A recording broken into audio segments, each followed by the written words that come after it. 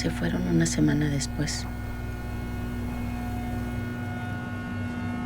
Pero ya pasaron 2 meses.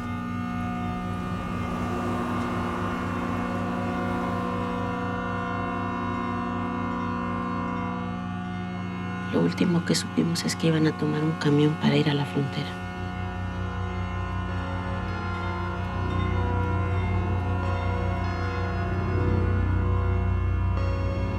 A la línea se le han perdido varios camiones.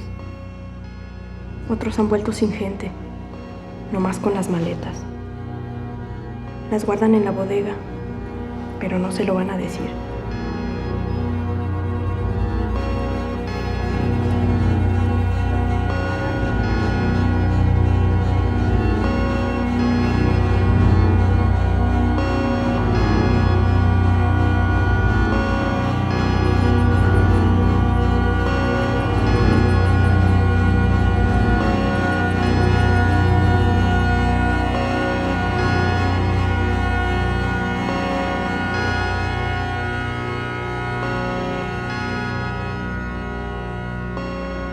No voy a volver hasta encontrarlo.